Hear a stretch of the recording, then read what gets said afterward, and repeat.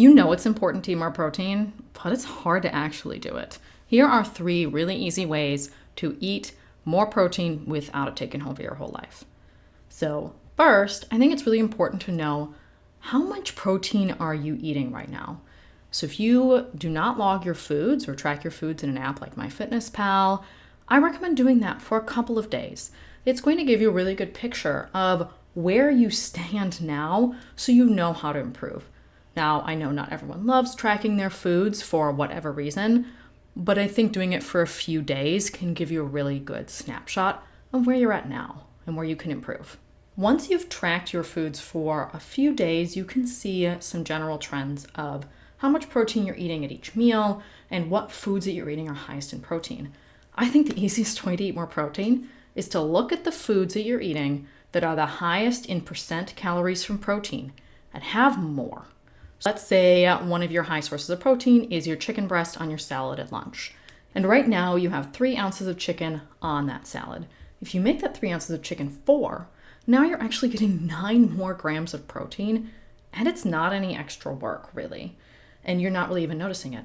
That's a ton more protein. If you do that for a few key things throughout the day, you're going to find that you can have 20, 30 more grams of protein in a day without it really noticing, without changing anything that you're doing, by just adding a little bit more.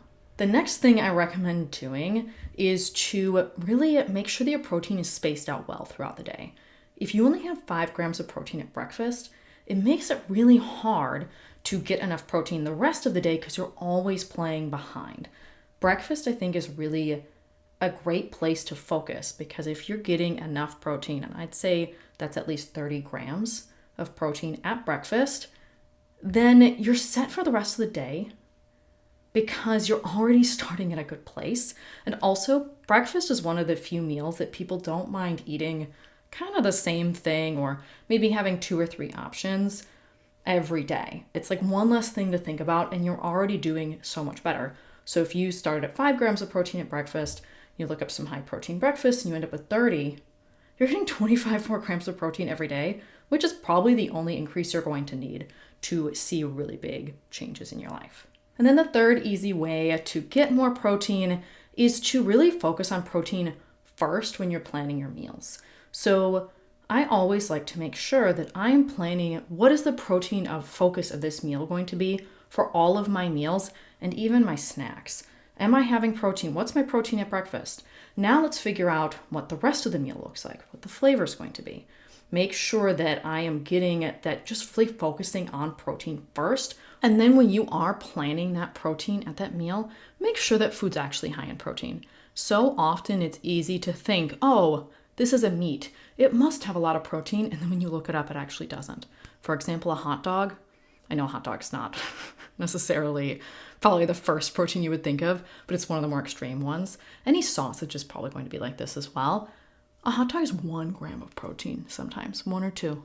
Hardly anything. I'm not saying that we all thought hot dogs were a health food, but I would have thought it had more protein than that. It had more protein than a piece of toast. The bun has more protein than the hot dog does. It's crazy. So look at the actual foods that you're thinking are high in protein. I think a big one that can trap people is nuts, peanuts, even things like protein bars might not have as much protein as you thought they did. So kind of look and see what is the percent of calories coming from protein in this food. And if it's going to be your protein focus for the meal, it should be at least 50%, if not more, calories from protein for that. Let's make sure that your protein is really actually high in protein.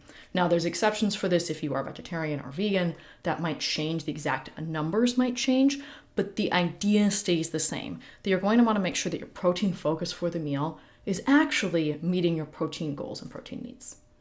All right, I hope that was helpful in just a few quick and easy ways to add a little bit more protein to your life without it taking over. You don't have to necessarily have 180 grams of protein a day. Maybe you do if you're really, really tall, but probably not. Even adding, I would say that whatever you're eating now if you can increase that by 20 grams for the day, you are going to notice big differences. You don't have to be perfect. You just kind of need to get a little bit closer to that ideal. I can link my calculator below so you can see how much protein you need for yourself. Let's say my calculator says you need 130 grams of protein a day, and right now you're getting 60. Dude, if you get 80, that's so much closer to 130. Don't feel like you have to get to 130 for it to be perfect. It's a number to aim for, but if you're getting closer to that, then that's awesome. After a couple of weeks, maybe then you say, okay, I've been aiming for 80, I'm gonna aim for 90 now. Maybe you slowly inch it up like that until you get to a point where it's like, yeah, I can't go higher than 100. Well, it's way better than it was at 60. So really just keep in mind that perfection should not be the enemy of improving, of doing better, of getting closer. These goals, they're goals. It doesn't mean that we all have to be perfectly there.